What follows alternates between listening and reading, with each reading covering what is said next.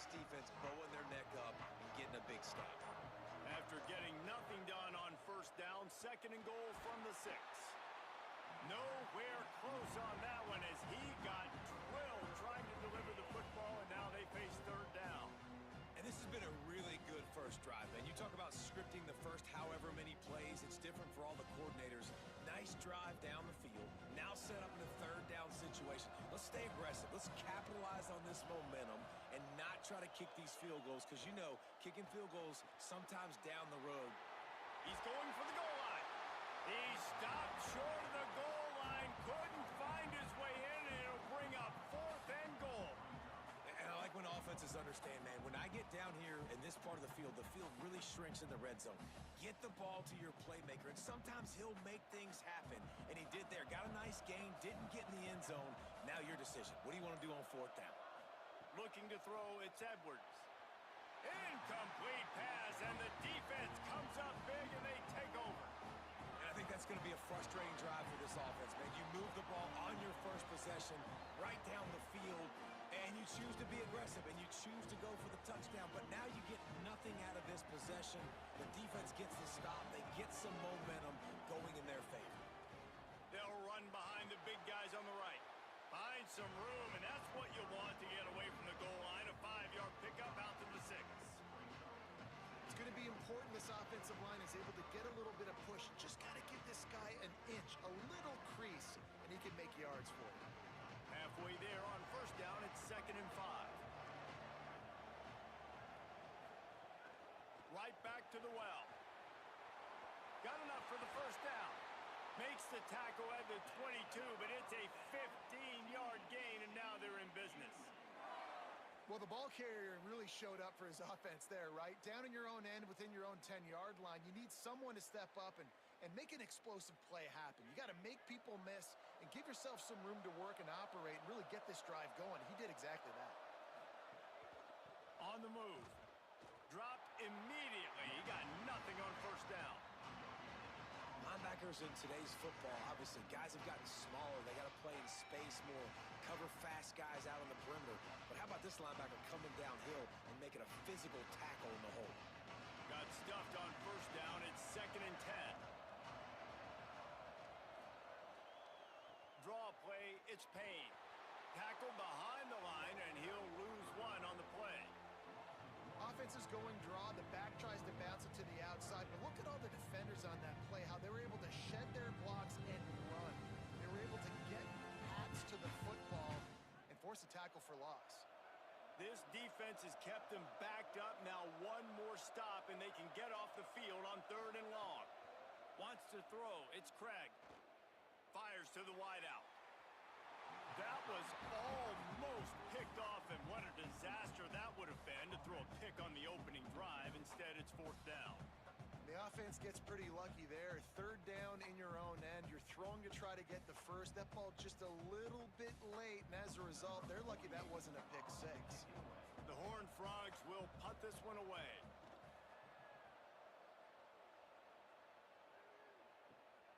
Gonna field this one in tight quarters. And he's going to get it up to about the 29-yard line before he's brought down. The North Carolina offense returns to the field. First play of this drive. Unloads to the right. Intercepted. He was looking for that big return to go with the pick, but he'll set him up in business at the 36. Some defensive players just have a knack. I've played with guys throughout the course of my career that you can't coach it. It's not speed, it's not strength. It's literally, I know when to break on the football, how to go get it, and how to pull it in. It's just a knack.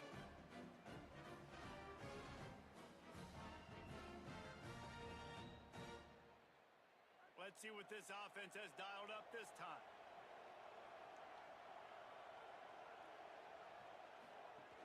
Keeping it on the ground inside. It's Payne.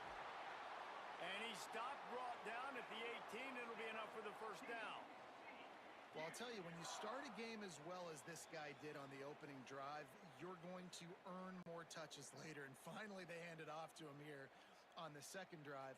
But he's really shot out of a cannon in this game. You really like the way he's running right now. He's running hard. He's running with authority. They need to keep giving him the football. Drops back on first down. Finds his big tight end. The ball is down at the 14 after that grab. I think that time offensively, you're just trying to take what the defense is giving you, right? They're playing zone coverage. You got your big fella just working right over the ball. It's an easy pitch and catch. Just take the profit. Let's keep going. Operating in the red zone here on second down.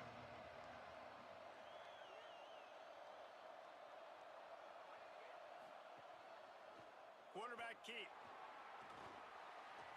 Powers through the defender. Headed to the end zone. They'll finally get him stopped at the 1-yard line. What a run there.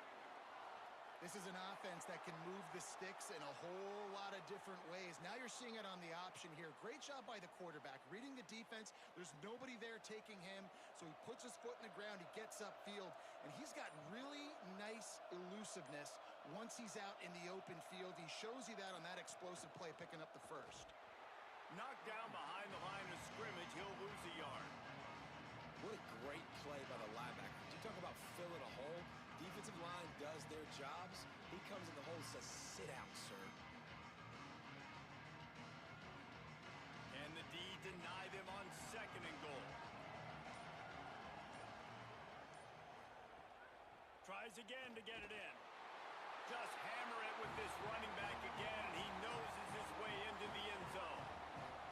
I love running backs that have a nose for the goal line. Understand how to get there, finish strong into the end zone, know I get 6, and then go celebrate with your boys.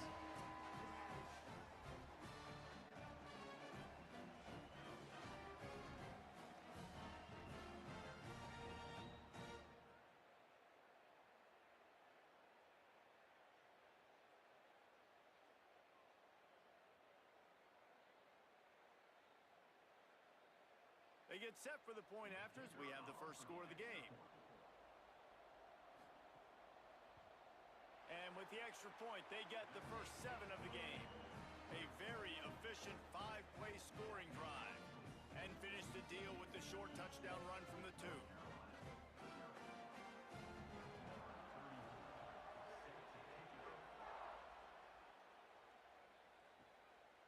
Coming out with it, it's Green. Not nearly as much as he'd hoped when he brought it out of the end zone. He'll be stopped at the 15. North Carolina's offense comes onto the field ready to start the drive. Tight end in motion, see how the D reacts. Breaks into the open. Oh, he got loose. He's across the 50 and out of bounds at the 49, and a great pickup on that one. Defensively, you'll take the slow death. You'll take 3, 4, 5 yards a pop, but you can't give up the massive plays. You got to do a better job containing the football, making him run to guys, and get him on the ground. For goodness sakes, this guy is fast, I know, but defensively, we got to swarm to the football and get him on the ground.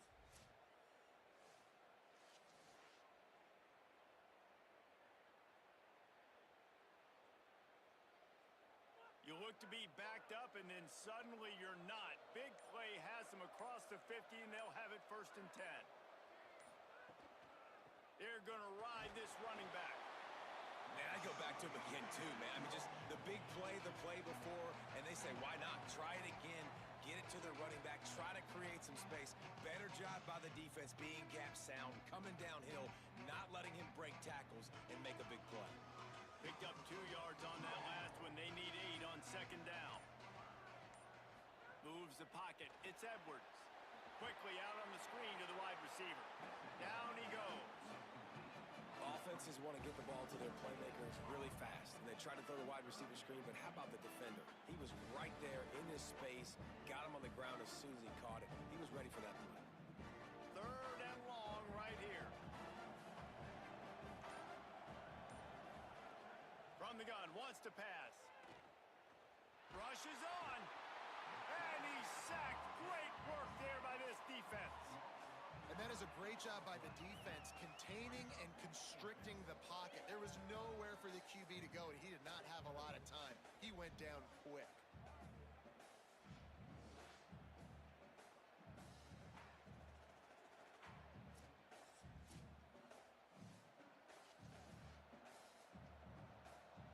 The Tar Heels line up to punt it away. The punter going to get his first work of the afternoon.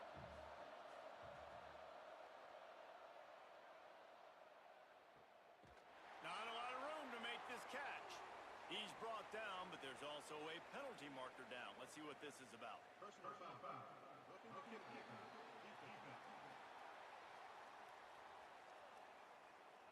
That kicker took a nasty-looking shot, and that personal foul goes against the defense. From the gun, running back gets to give. He'll be brought down quickly after a very short gain. That's a really good job by the defense, wrapping them up, getting them on the ground, take away that run game, make them one-dimensional, put them in passing situations. Really good job by the defense. Long way to go on second down.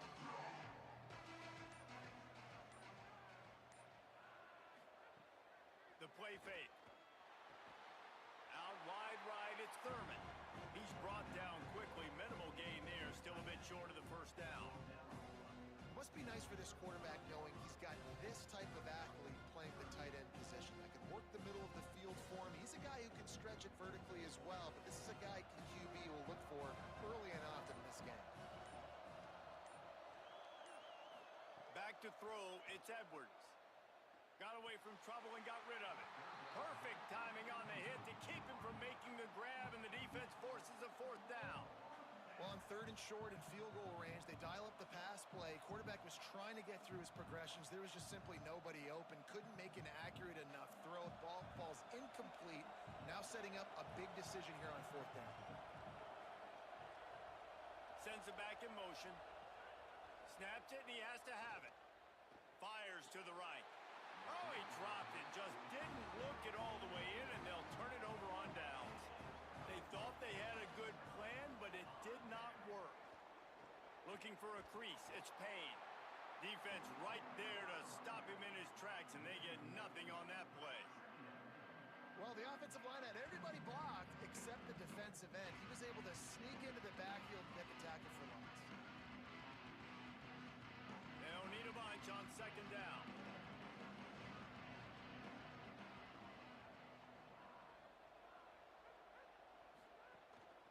Give to the running back.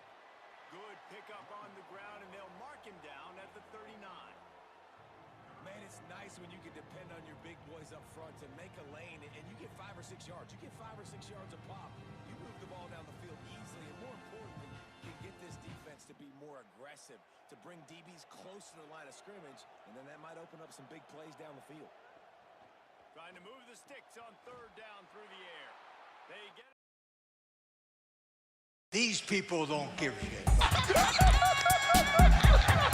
Who's giving them the business? The business.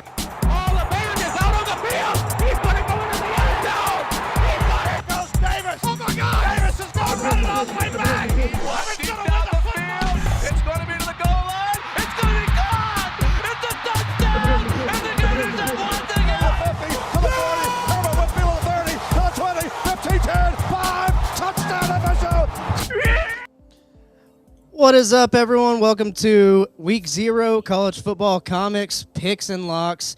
I'm your host, as always, Robert Vinson, joined by Logan Brown, the infamous Logan Brown Comedy. Go follow him. Go follow me everywhere. Little by little, we're getting tuned up. Let's fucking go. Welcome to the chat, Ronan. Thanks for coming in. LFG. Yeah. So, we're here, baby. It's college football season. This weekend was the last weekend without college football, and I'm excited. I'm not having to travel anywhere. It's still week 0, so we don't have a whole lot of games, but there's games. I'm not complaining. There's games. Logan, what's going on? How's your week been, bud? Week's going good. Today's been a great day. Every day that we get closer to football, my days get better and better. I'm so excited. Before we dive in, who made our intro, by the way? Where'd the intro come from? Are you serious? Yeah, because it's freaking amazing. I've never commented on this. I've never asked. Oh, I made it. Dude, I'm I'm for real. I'm not trying to like suck you off right now. I'm not trying to glaze. Yeah. That intro gets me hyped, bro. That's like the best thing about our show right now is our freaking intro. It's like the so intro's good. sick. Intro is sick. We will have to change it a little bit because but I don't know, it does still fit because the overall thing, he's giving them the business, stuff like that. There's Bobby Boucher in there. It's still funny. You want to put a stand-up clip in it? I think it's good. Yeah, some stand-up. Yes, throw a stand-up clip in there. Unfortunately, I don't think I would just have to use that raw clip and have to figure out how to edit it because that that file is long gone. No, never change it. I love our intro. Anyways, Yeah. sorry to derail us. Definitely the last thing that needs changing right now. But Absolutely. we need to add some LSU radio call in there because it was an FSU Florida podcast for the longest time. So it was mostly FSU, and then I threw in Auburn in there because it said there goes Davis, and Davis was the first co-host, like first or second co-host of the show too, and also it was like just the regionality kind of thing there. But yeah, no, thank you. It does get me hype. It gets me excited, bro. Yeah, locks me in. I like it too. We told you that we would have a new call-in number, so we do. I'll go ahead and throw that down here. So feel free to call in. Not right now, though. We're going to dive into it. We got week 0 picks and predictions, or picks and locks. And we're only doing 3 locks because there's not a whole lot of games. Normally, each week we're going to do 5 locks. This week, only 3. So whenever you see your lock, obviously, just remember we're going to lock it up. And then at the end, we'll go back over our locks. And then there's some college football news, obviously dealing with the transfer portal, obviously dealing with people coming in from trying to come back from the NFL. So we'll get into that a little bit. I mean, that's kind of the first story here is hey, what's going on with these transfers? So like I mentioned last week, there was a actually no, it wasn't last week. We were on we'll go and plug Nolan's podcast, the Interesting Enough podcast. They had us on last night actually, and we talked a little bit about this. There are 15 players out of Louisiana who got ruled eligible, even though they have already gone to the NFL because the NCAA changed the eligibility rule for 5. You get you're 5 years in 4 years. Instead, it's 5 years in 5. But they excluded the 2022 class, and so a bunch of lawyers and agents said, we don't like that, and they went to the judge. They went to a judge in Louisiana, and he handed down a decision for about 15 players. So, and most of them are going to LSU. That's what I love about being an LSU fan. We have politics behind us, dude. Every person in Louisiana, there's only one team to root for. That's what's beautiful about it. Yeah. So I'm gonna share this real quick because things are just kind of breaking as we're. Not as we're talking, but like as of today. So obviously you got the tight end Daquan Wright from the Cleveland Browns saying he's trying to commit to LSU now, and he played for Ole Miss last year and Kiffin last year. Now they're also adding Xavier Harris, who went to the New Orleans Saints too. So this is weird. This is a weird graphic here. Ole Miss, Saints, back to LSU. Yeah, it's a real trifecta, man. I mean, I'll take anyone that made it through a whole training camp in the NFL. Now, with that, let me click on this here and try to zoom in a little bit. Oh, here. I'll open image in new tab and share this tab instead. So the SEC came out with a statement regarding, and I knew they would. Obviously, they waited a day. They waited a day and they let all hell break loose, and then they were like, all right, we got to put something out. The wolves are, they're circling around the sheep, or maybe the sheep are trying to join the wolves. Who knows?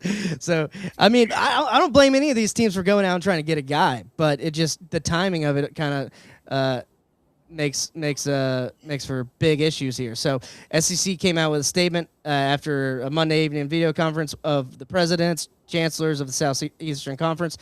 The conference is issuing the following statement. College athletes, not former professional athletes, have been at the heart of the Southeastern Conference. Individuals who choose to leave college athletics, sign professional playing contracts, and compete professionally should not be permitted to return to college competition. Allowing that to occur will blur the line between college and professional sports, create significant competitive equity concerns, and reduce opportunities for high school and current college athletes. College sports are for college athletes. The current confusion around national eligibility standards emphasizes the need to advance the Protect College Sports Act. I agree with almost everything except this last bit here. Are you saying that as like a lawyer?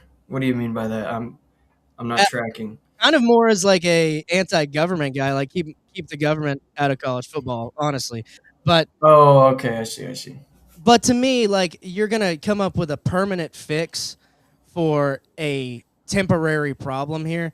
Like I understand there's ongoing issues. There have been ongoing issues with like transfer portal and all this, but the ongoing issue now, or the current issue now, is that 2022 class.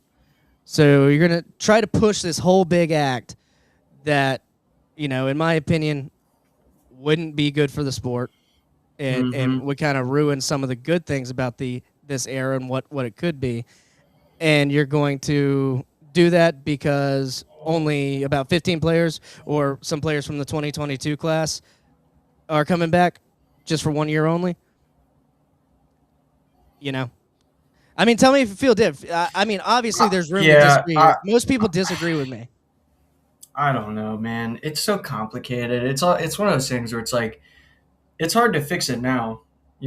I use the girlfriend analogy a lot, but it's like the NCAA already cheated, like not cheated, but in the analogy, they already did so much shit in the past where they failed to protect what they want to protect that it's like, dude, at this point, I don't know what to tell you, man. It's a little late. It is a little late. I mean, but what do you think about that? Like, because after this year, it goes to the new rule, right? It goes to the 5-5. And I think that's solid. I think most people are okay with that. Yeah, I don't know. I don't know. It's above my pay grade, dude. I don't really I don't understand. Usually, I have a lot of bright ideas about how to fix things that are way out of my league. But when it comes to this, like, I don't even know. It's such a mess that it's like there's no clean break on this.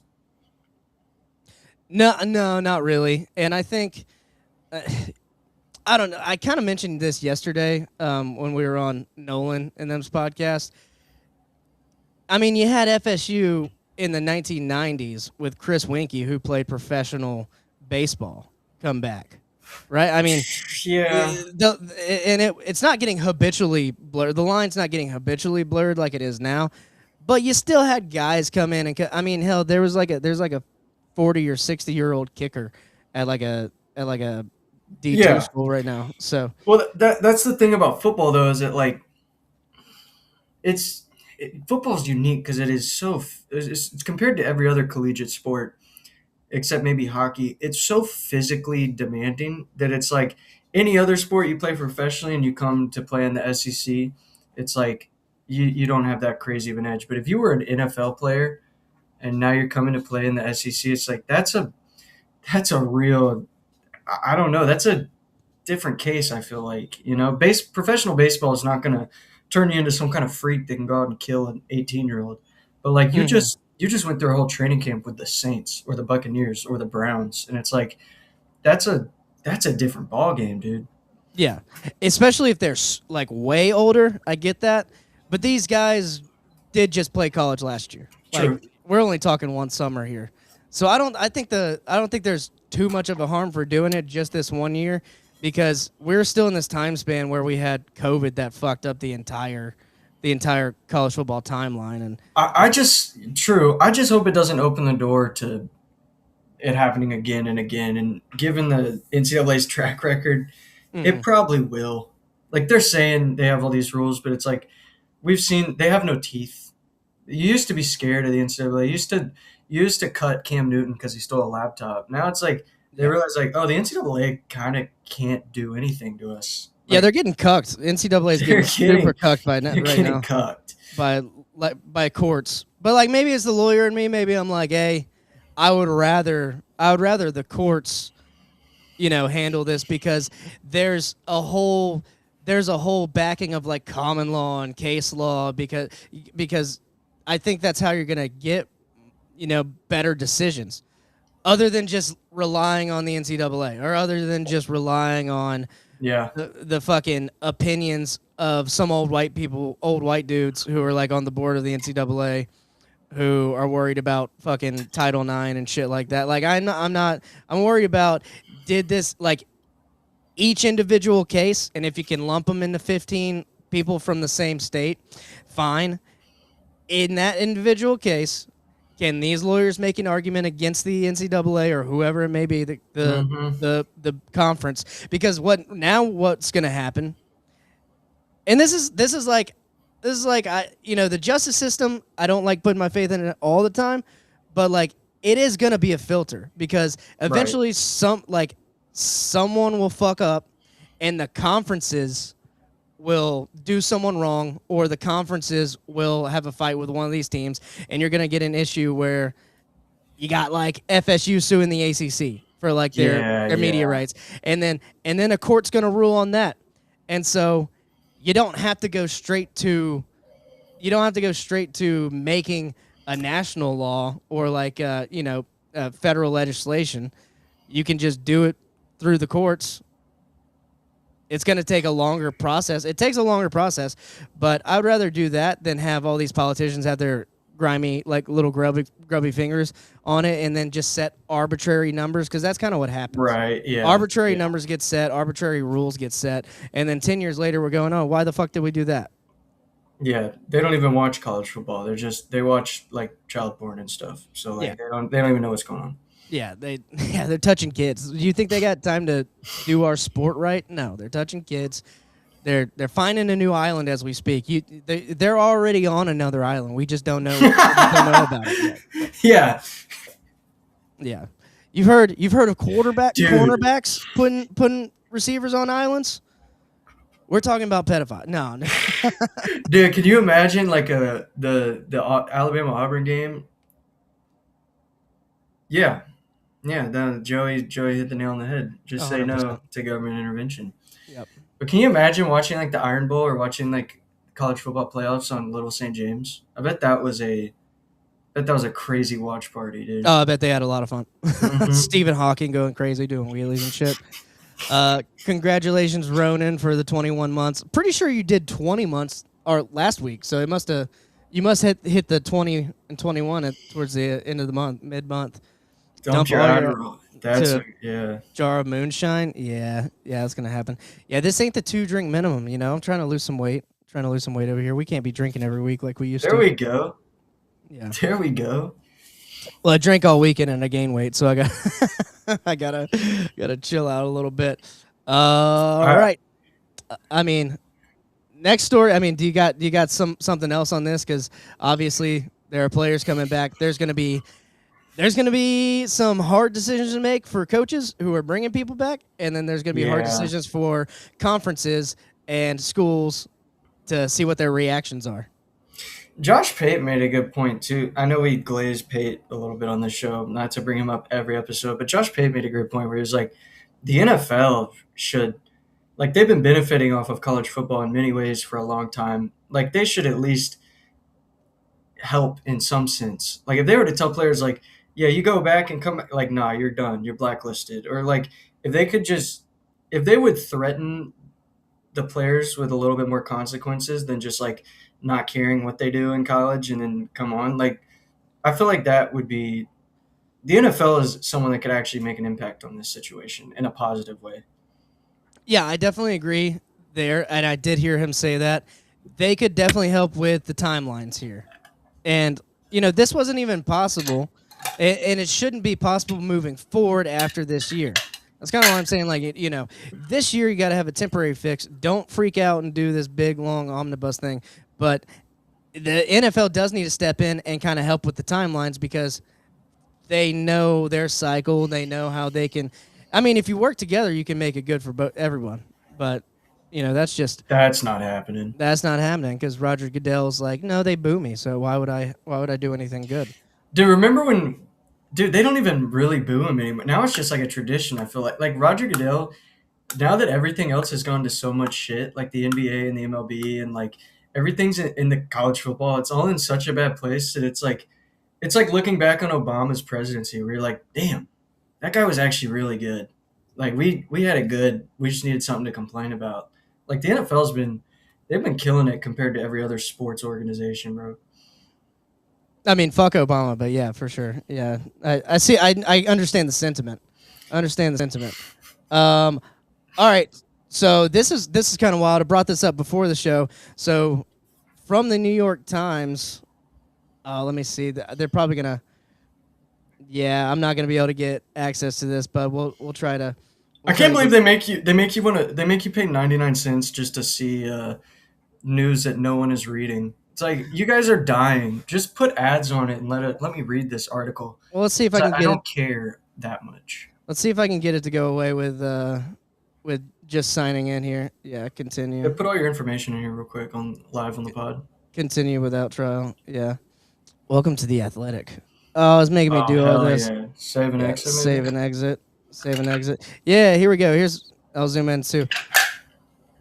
So apparently during the playoffs, Ole Miss had, I guess, a player on the team or a connection with someone in the FBI who did a sweep for them for bugs in the locker room because they thought Lane Kiffin was spying on them. Man, you're in the playoffs and he is so in your head that you're worried about him having bugs planted like he's Israel or Russia.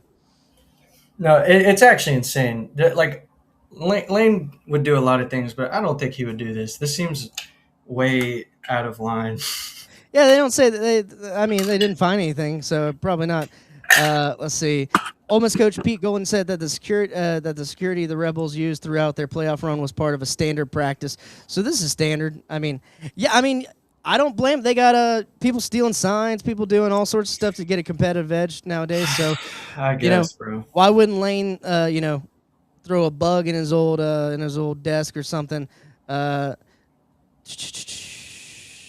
no hiring process, the Rebels Football Performance Center after Lane Kiffin's departure. So they didn't hire the FBI.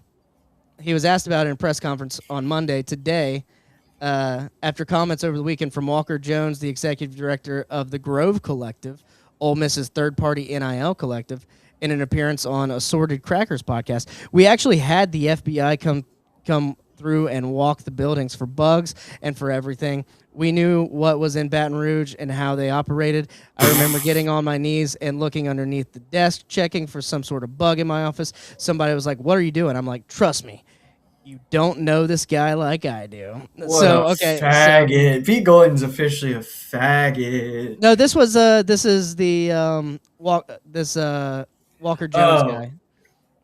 He's a executive director of the Grove Collective. Faggot. They're all faggots. Fucking Confederate mascot. Well, let's see if they found anything. Nah, doesn't look like they found anything. Yeah, he's talking about keeping the majority of the roster. Yeah, this is insane. So, but Golding saying, no, we didn't hire the FBI. We may have brought someone in. But the executive director of the Grove Collective is saying, oh, I was under desk. I was checking everything. So that's pretty crazy. He knows that all that money that they're pumping through Ole Miss because of Lane Kiffin is about to dry up when Ole Miss goes back to a poverty franchise. And he's just trying to milk. He just wanted to be in the papers, man. He got so excited that someone wanted him on their faggot Ole Miss podcast, and he was like, "Oh yeah, no, I got a great." He Bert Kreischer'd it, bro. He just made a bunch of shit up. He's like, "Dude, you don't know this guy like I do." Like, we're gonna have to check that podcast out, see what I'm gonna watch that. What's it called? The Assorted Crackers podcast. Yeah, look it up. See what happens. Let's see. Boom. Share this. In other news, Tennessee names Faison Brandon starting QB. 5-star freshman faces daunting SEC slate in 2026. Brought to you by CBS Sports. Yeah, we had a question about Tennessee's quarterback. We knew they're going to, have, either freshman starting there. So at least he'll get some time to get used to being the starter, playing Furman. Opens up against Furman. So this guy's number 2 quarterback in the 2026 signing class per 24/7 Sports. So, yeah, I'm not too worried about him because we don't got to play Tennessee this year. So I'm happy about that. But I think, I don't know, this guy seems like he's mobile. Seems like he can run like the Heupel offense. Heupel likes to sling it, but Heupel also likes a mobile quarterback. So they've been kind of hindered there recently at Tennessee. So I'm curious to see if this guy adds another element to, a potent Tennessee offense whenever Heupel gets his guys in there. Yeah, he does like to sling it. The deep ball, if the deep ball is on point, then Heupel's definitely do something with him. Mhm. Yeah, they've seemed to they make quarterbacks look really good at Tennessee lately under the Heupel tenure. So I mean, Yeah, I mean, Tennessee's kind of in a position where I don't know if Heupel went somewhere else. Who do you get? Like we always talk about every year when coaches go somewhere. yeah, I'm like, I would take. I mean, I would take Heupel over Billy as of last year. You know, it's kind of like, yeah, bring him here. I think he was on the list. He probably got a call, to be honest. yeah. I mean, I don't know. He's probably happy at Tennessee though. Like Tennessee's like you could do a lot at Tennessee if you play your cards right. They're one of those teams that could be they could be at top of the mountain or they could be bottom of the SEC. You know, Oh yeah, it for all sure. just depends on what you want to do with that. But it's definitely better. It's definitely better than like a Vanderbilt or a Missouri or something like that. They got a lot more culture. I would even say I'd rather be a coach at Tennessee than South Carolina or even Arkansas or definitely Arkansas. Like there's a lot worse places to be. Like 100%. he could definitely do a lot there. I don't know. Like it's hard to say a lot about the same thing with Alabama. With what is it? Keelan Russell just won the starting job. It's like if the guy like won the Mountain West and we could look at some stats and some film, but like we've never seen this guy play against SEC teams, so it's like what can you even say, man? He's a big black guy. He's handsome. You know, let's see if he can sling it for Heupel. Sling it. Yep. I'm trying to find. The video because you did mention another team. Another team that's in the news today. Unfortunately for them, Ahmad Hardy in Mizzou. Ahmad Hardy's set to miss the first week of the season. Today Eli Drinkwitz gave an update in his press conference. He broke it to the fans today. Finally, he's not going to be ready for the first game, and he looked pretty flustered. So during the press conference, he looked very disappointed. I mean, this is Mizzou's shiny toy. Dude, do you think this is going to be like every week? They're going to be like, yeah, he's not quite ready yet, or do you think it's going to be week 2? He's ready to go. I mean, I think you got to play it safe, right? Yeah. I think I'm going to pull up their schedule in a second. You got to play it safe. I would say, I was going to ask who they got week 1. if he's not ready right now, give him at least a month, you know. But I mean, I don't know their situation. But if he's not they're ready playing right Arkansas now- Pine Bluff. Yeah, let's see. Let's share this tab here. All right, let's take a look at Missouri's schedule. Yeah, Arkansas Pine Bluff. Yeah, sit him out. That's fine. But it's just his overall demeanor, which is why I should have had that clip ready. They don't need him till week 4, bro. You got to go to Kansas. That's not nothing, but you should be able to get Kansas. If you can't, that's rough. On a Friday, If you can't get Kansas on a Friday without Ahmad Hardy ain't gonna change much for your season, man. yeah, I agree. Troy is no slouch, but you should be able to get Troy. Then you got to go to Mississippi State. That's when you really need him. If he stays gone any longer than that, he'll probably come back against Florida, and that's when he'll win because fuck me. That would be my. You know, I do bet he comes back the Florida game and just absolutely balls out. lights it up. Yeah, that seems like it would be the thing to do there. So, unfortunately for Missouri, your starting running back is out at least for the first game, potentially longer. Judging by the body language of Eli Drinkwitz, he just did. I don't know if there were other things. He just did not look very happy with that news. He did not look very happy delivering the news either. So what are you gonna do? He always kind of looks flustered to me though. Him and Heupel. Heupel looks like he just got like a terrible diagnosis every time I see him talk. Yeah, He's like he seems I don't know. They're hard to read. yeah, I agree. In other player news, quarterback news, the Florida Gators have announced a starting quarterback in Aaron Philo, transfer from Georgia Tech. I like the him. Yellow Jackets. Yeah, this film from Brooks Austin, obviously the film guy. Everyone knows him. And, I mean, I'm a fan of Philo. John Summer, I mean, look at that movement in the pocket. Look at that movement and awareness to know the guys creeping on you from the edge. Hey, running back, miss that, don't matter. And then to set and load and just release instantly. What a ball. It's a dime. You know, we're getting – I don't want to just call him a game manager. I think he can make some – he can make some plays. But if all he has to be is a game manager and all he can be is that, I think we're sitting good. I liked Trammell from what I was hearing up until today.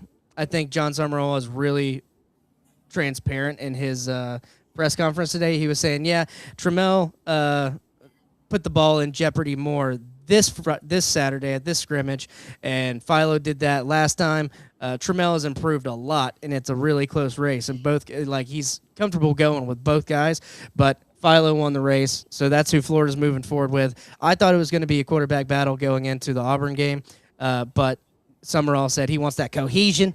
He wants the team to get glued together on who's going to start and who's not going to start. I don't mind that move. I don't mind that move at all. So go Gators, go Philo, go Trammell. Hope we see them both at least the first 2 weeks, and hope everyone stays healthy. So, I mean, I'm pumped. We got our guy. No, it should be an exciting season. It'll be more fun for sure than last season. Even if y'all have the exact same record, it's like, dude, you it's only up from here. I agree. All right. I think it's time. We're blazing through the podcast. I got some. I mean, oh no. We're not going to do that. That's not happening. We're going to have to I'm going to have to change that. That was loud. That's so loud. I know exactly what happened to. You probably just woke some babies up, bro. Oh, dude, woke the babies up. We're changing this. Let's see. Oh, someone's trying to listen to this while they fake take a shit to get away from their wife, and we just busted them. Dude, I don't think I can mute that. How long is it? Do we just gotta fight through it? Dude, no. We're gonna. This is not good. Hold up. I can turn it down. I think I can turn it down. Yeah, I gotta mute that. All right. Hey, if you're at home, if you're watching on a phone, if you got headphones in, turn that shit down right now. I'm gonna move this thing over. And we're just gonna live with it. Hopefully we're no. I think I turned it down. I think I turned it off. Team total. Boom. Okay, yeah, we're good. We're good. All right. So now's the time. If you want to call in, we got week 0 college football comics, picks and locks here. Bang, bang, bang, bang. Full blast, fucking send it. No, my ears are about to bleed there. All right. And our first game up this week is. Let me find it. I thought you were doing a call and response thing, maybe. No, everyone, y'all can call in if y'all want, but we got the games flying here. First game, probably the biggest game of the week. UNC versus TCU. The spread's TCU -7.5, over under 47.5 here.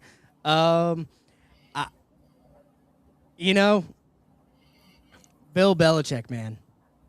Is he going to get his shit together this year? It's not looking good, man. The roster's probably worse than it was last year. The off-the-field drama, from what we've been hearing, it's probably worse than last year. I'm not even that high on TCU, but I'm taking TCU with the points, man. That's kind of how I'm feeling. Yeah, the roster's down, the morale's down, hand jobs high. The good hand jobs floating around for Bill Belichick. You think Belichick takes a Cialis just to get a hand job? He might not need it. Got a hot girlfriend. You don't need it when you got a hot girlfriend. So yeah, we'll see. Yeah, I don't know. He's like 70. Hey, you never know. Yeah, he might do one. He might do a little bump or two. I don't know, but Yeah, I think I got TCU here in this game.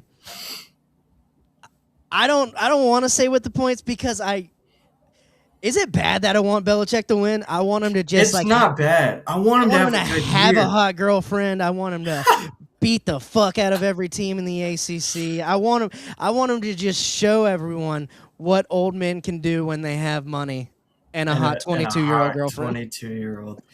That is crazy, man. That's like me fucking Bill Belichick, bro. That's a crazy age gap. I didn't think about it like that. Yeah, no, I want him to do well. I wanted him to do well last year. He's just getting paid. Let him have the horny frogs. Yeah. Yeah, there's no W or L in paycheck. So let him take his money. I think he's kind of knows he's cooked. I thought he was going to do well when he took the job there, but it's not looking like that. Yeah, you wonder if he even cares at this point, but he's got to. I don't know, dude. Maybe it's the second year. Maybe they have their shit together. Who do they have any like guys that we even know? I know we're like more on the casual side.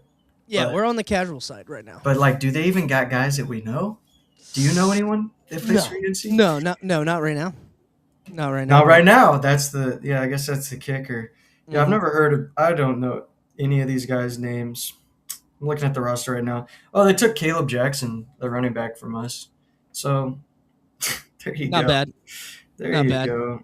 I mean, it's not the worst situation, but yeah, the money seems weird. We were hearing about that a couple months ago. The NIL money is not great. Mm-hmm. The athletic department as a whole struggling. Even UNC basketball has been kind of struggling. It's like UNC just as an organization been kind of falling off the face of the earth. I want to go UNC upset so bad right now, but I can't predict Lock it in. No, it's not a lock. It's not a lock, but I am kind of feeling it. I'm feeling it, but I know nothing about these teams, so I would have to go with the experts. I'd have to go with Vegas and say TCU wins. In a close one, it's a season opener. Maybe take UNC with the points if you're feeling UNC. That's it on this one for me. The analysis. There's not much analysis. I don't know guys on either team. I just know vague program outlooks, but I'm locking in TCU with the points. Cue the sound. You're locking them in? I'm locking them in. TCU with the points. Hell yeah. That's one lock for Logan. None for me. You got 2 left. I got 3 left. All right. Our next game. San Jose State plays USC in the Fighting Lincoln Rileys and the Trojans. Over under 59.5. USC is favored by minus 38.5. Yeah, I'm a Lincoln hater. I don't believe in him. I don't think San Jose State's going to win, but I don't think they're going to beat them by 38 or 39 or 40 points. I think it'll be closer to 20, maybe 2 touchdowns, 3 touchdowns. 4 touchdowns even is not going to get you 40 points ahead. I don't think anyone beats anyone by 40 anymore unless it's like a genuine top 5 team playing a genuine scrub. I think San Jose covers, but USC still wins comfortably. I don't. I got USC with the points, minus 38.5. Locking it in. First lock of the year. Rob's praying for a shootout. It's not going to be a shootout. It's going to be San Jose might score 14 or 21 points, and USC is going to put up about 60. That's what's going to happen. You think they're going to put up 60? I think they can. I think San Jose, from what I saw in my research, which was consisting of mostly YouTube videos, San Jose, sorry. This is an in-state rivalry, if you can even call it that. So I got it's an in-state game. In-state game. This would be a good basketball game. Yeah, it would be a great it'd be a great basketball game. But even then, locking in USC, that's one lock for me, one lock for you. And we move on to our first game out of the ACC. NC State, UVA, Virginia with high hopes. I saw a Virginia fan doing shots. He was like on an Instagram reel or something. He was like, I'm doing shots for every win this year on the schedule. And he just did the prediction, and he did, I want to say he said 10-2. So he did like 10 shots, or he might have went 11-1. He might have did 11-1 for UVA. He's just an alcoholic. Yeah. He wanted it. I mean, but he gave himself some wins there. I wouldn't have given UVA, but at the same time, they did go to the conference championship last year. They almost won had it not been for Darian Mensah. They got returning starters on all sides of the field. They are favorite, -5.5. Yeah, it feels. I don't know enough about these guys to give you an X's and O's breakdown of what I think is going to happen. But just based off of what Vegas is saying, feels a little bit like a trap line. Over/under's high, -5.5. Feels like a weird line. I think NC State wins the game. I don't know by how much. I don't know that they reverse the spread or anything, but I think NC State wins the game just because of the way Vegas is angling their prediction. Mm-hmm. I think I would take Virginia in this one because I like Virginia. I'm high on Virginia this year. And so for them to fall out of the gate, I think it would kind of deflate the whole morale for Virginia fans going into this season. And I hope that doesn't happen because I want the ACC to be competitive. Oh, this is a week 0 conference matchup. Yeah, I know. Why would you? Yeah, weird. I know. Yeah, just realized that. Yeah, it is weird. So I'm going UVA. And chat, let me know if you can hear me because I saw a comment in there. You said I muted myself, so I want to make sure I didn't mute myself. I heard you a second ago. Yeah, pull up the YouTube real quick. Just make sure you can still hear me. So I'm going UVA. Not locking it in. Yeah, you're good. Okay, good. Yeah, not locking it in there. Yeah, no locks. Gonna be a good game to watch, though. I think. Yeah, I mean them and UNC and TCU. Those are the best games. You know, highest Power 4 games. Let's just say that because there are some games that we're going to talk about that I'm like kind of more excited for than this game here. Yeah. Maybe it might be the same one we're thinking of. Yeah, maybe it'll be this next one here. Let's see. Yeah, this is kind of. I'm interested to see how this team will do. North Dakota State University hosts Jacksonville State. Their favorite -7. The over/under is 46.5 points. I got NDSU in this game. I do as well. Yeah, I mean, I think we're kind of from last week. We're kind of pushing them to that conference championship like we want. So, well, what I noticed this right after we got done with that pod. This is the conference championship that we both had for this conference. So this could be a conference championship preview. They could play their first and last games against each other. That would be very fun. That would be very fun. I agree. Yeah, I like them in this game to start off. I mean, I do. Talk about North Dakota State coming from FCS, and now they're in Division I. They do have a football program. Jacksonville State, Florida State fans, pretty familiar with that school, huh? Aren't you, Joey? Anyway, they got a program too. For the season opener, I'm going to be rooting for the Bison. And I'm going to lock it in at -7. That's a second lock for me. Locking it in.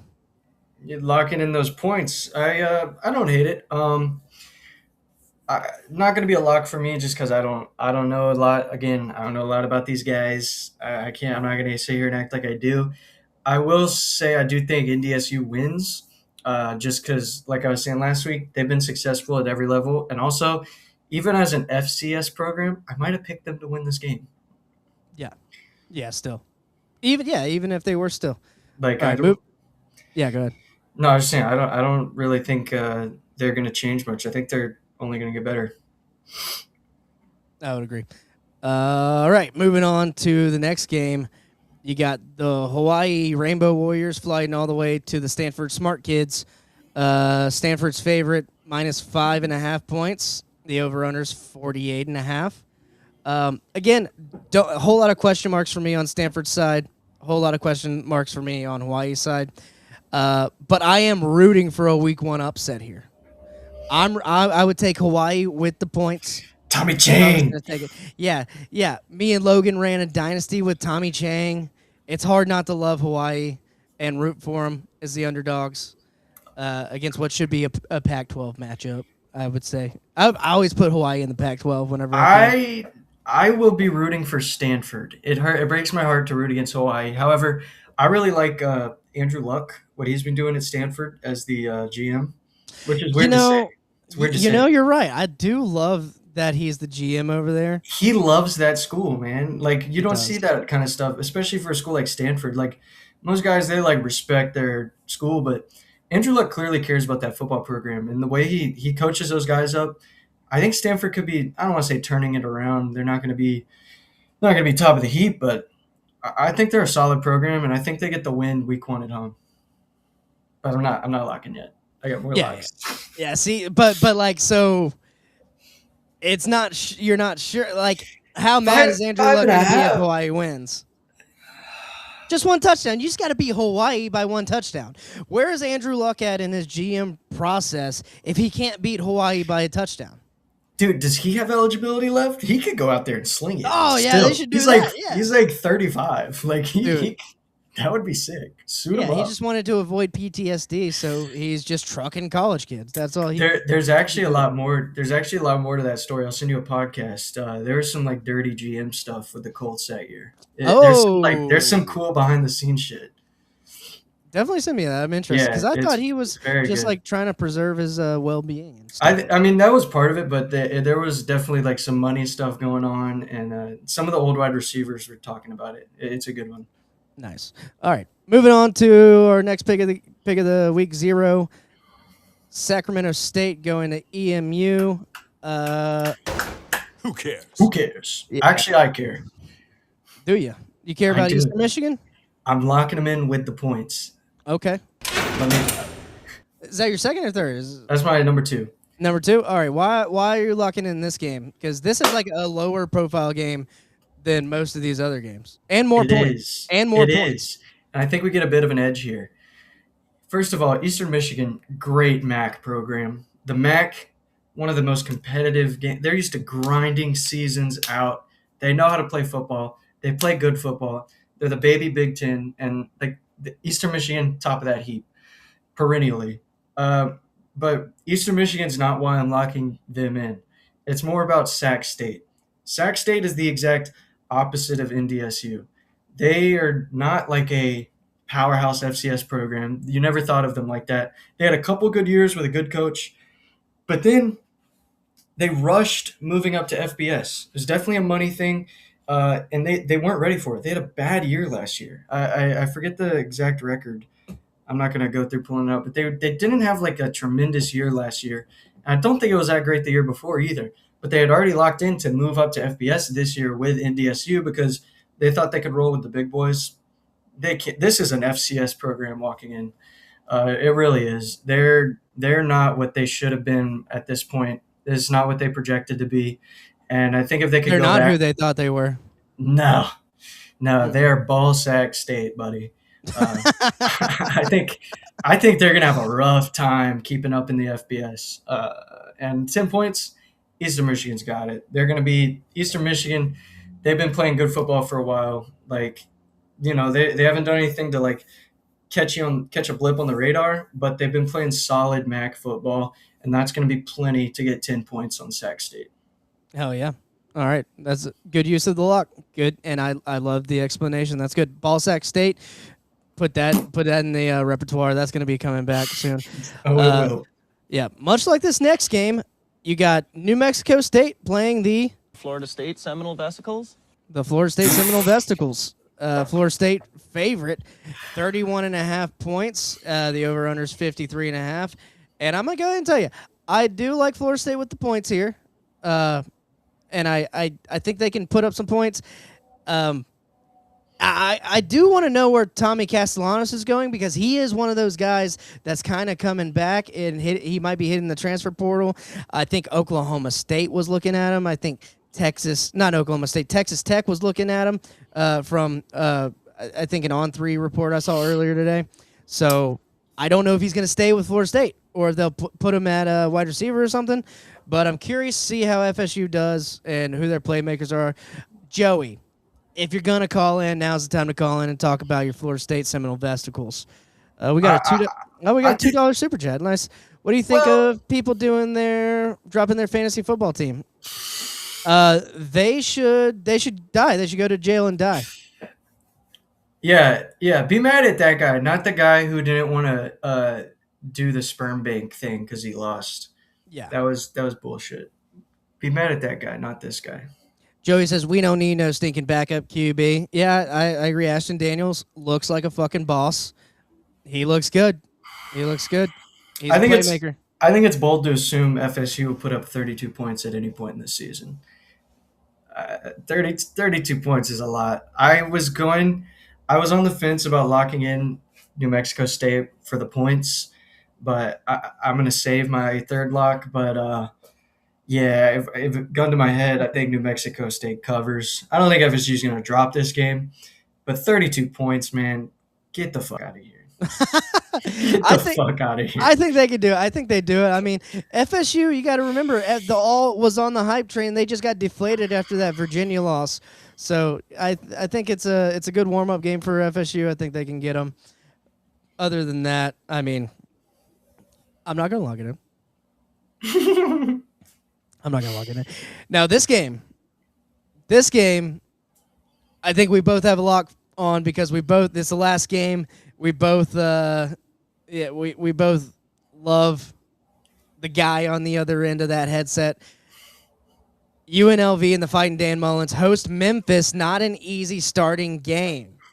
This is going to be one of my favorite games to watch week 0. So I'm just going to go ahead and tell you, I'm locking in UNLV and the Fighting Dan Mullins with that 5.5 points. I hope double they win by lock. a touchdown. Make it a double lock.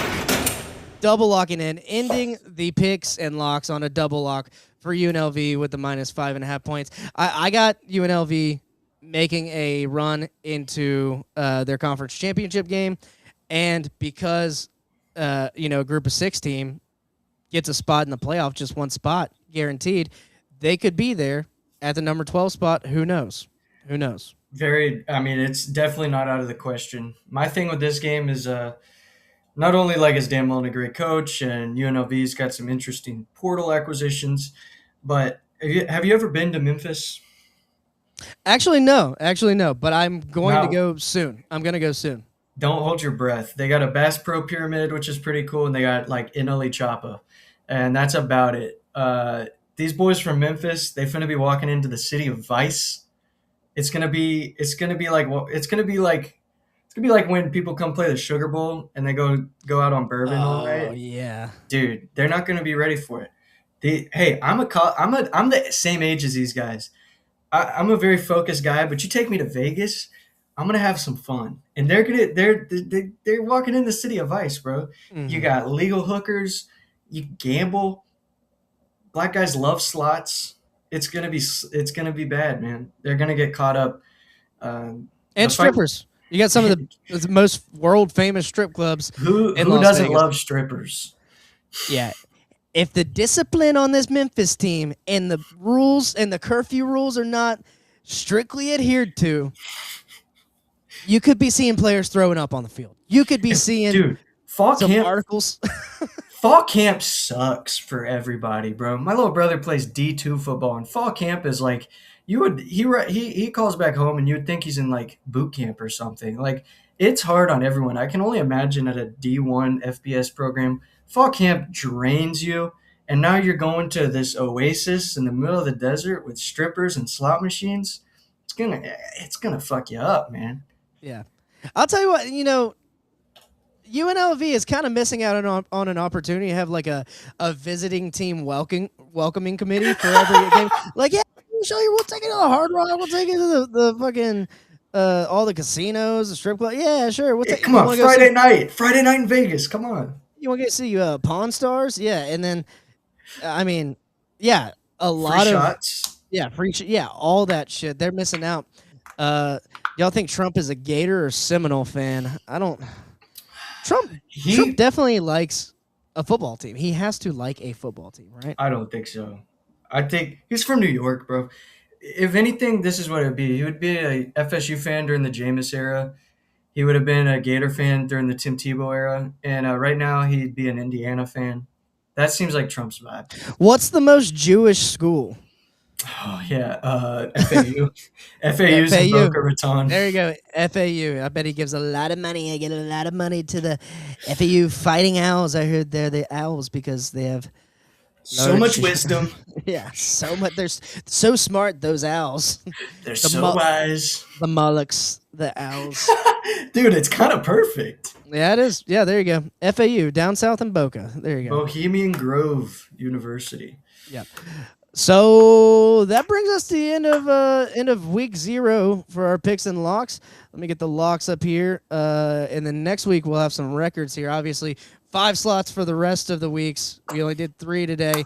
I got USC minus 38.5. I hope they do. NDSU, North Dakota State University minus 7, and UNLV minus 5.5. We also all went we went with the points. All 6 of our picks here. So all 6 picks with the points, all 6 picks favorites. That worries me a little bit.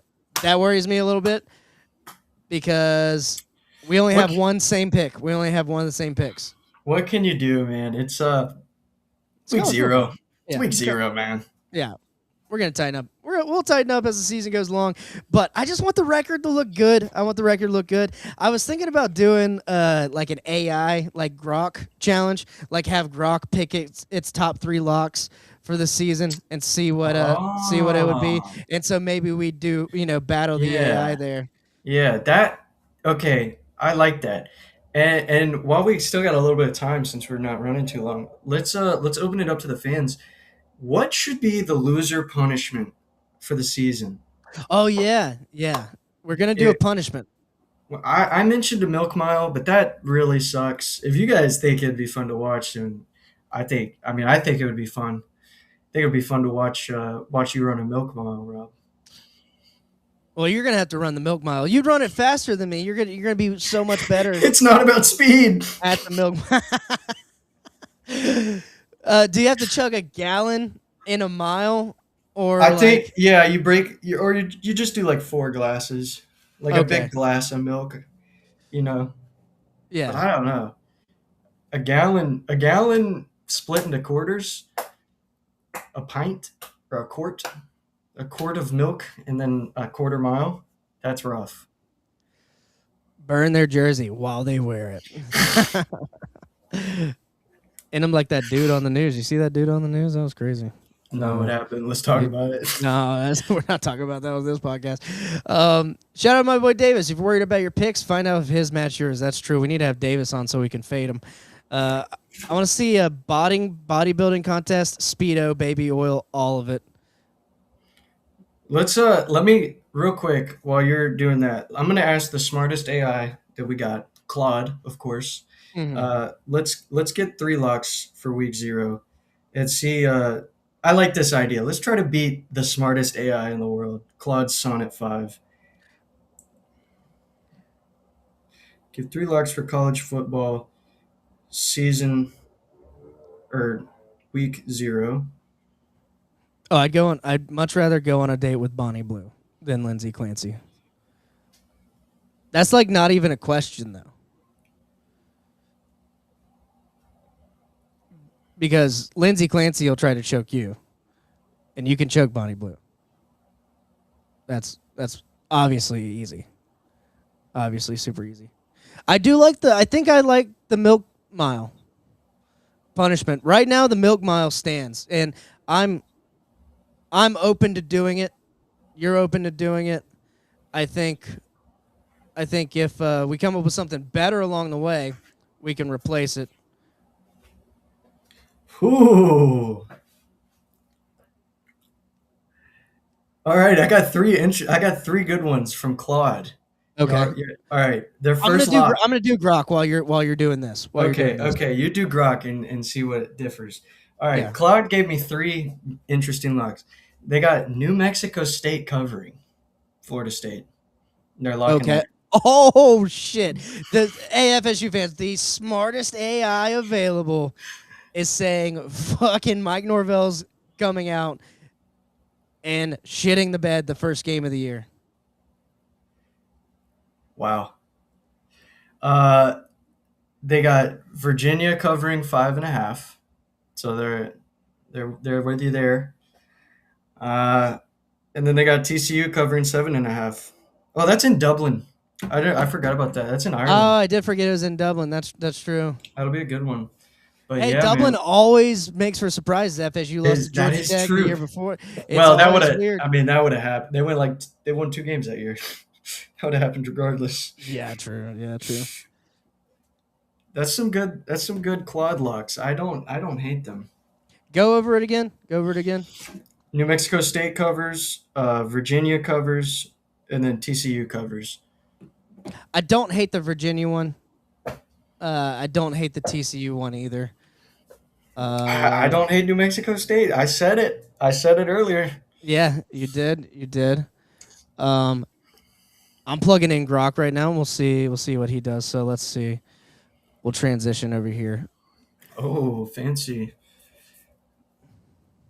Top 3 locks for week 0. Games mostly Saturday, August 29th. Damn.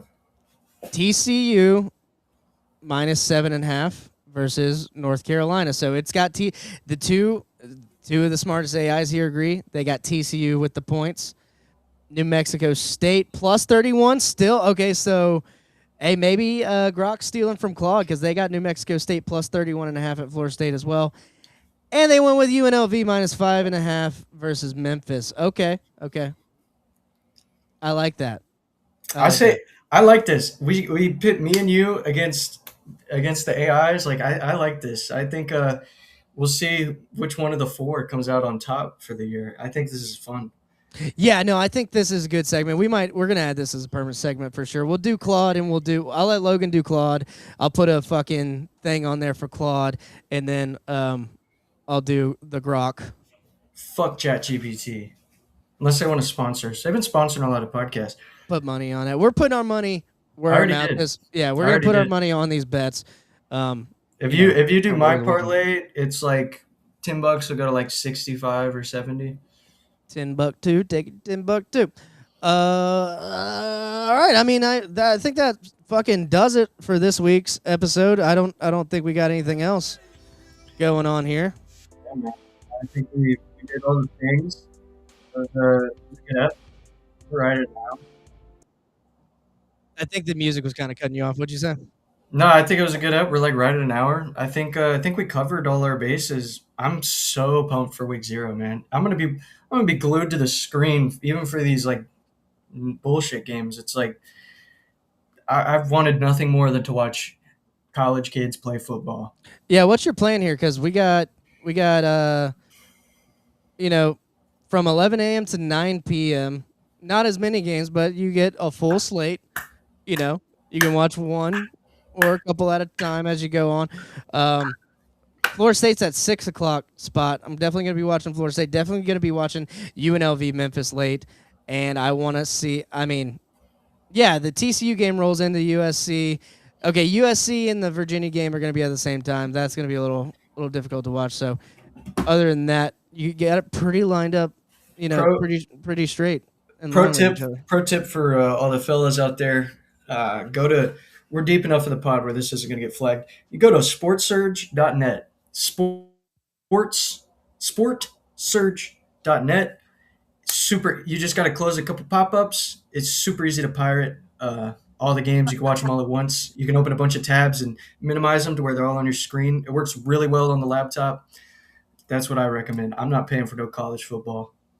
Yeah, I normally, back in the day when they first started talking about streaming being, it's going to be way cheaper than your cable and shit like that. And it was for like a year. And then they figured out how to fuck us. And then they were like, oh, and we're going to fuck you still. So it's the same thing with like Uber and DoorDash, where at first it was like, holy shit, this is so cheap. How is this cost effective? And then once everyone's used to it and they kill the taxis, it's like, all right, now you pay $80. Yeah. No, the best one is YouTube TV.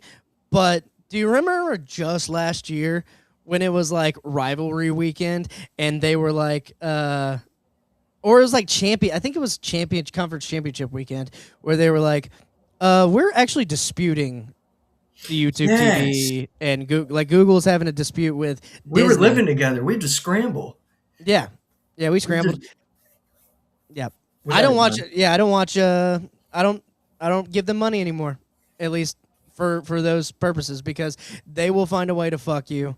And you got to download a whole bunch of other shit to watch all the games anyway. So it's crazy.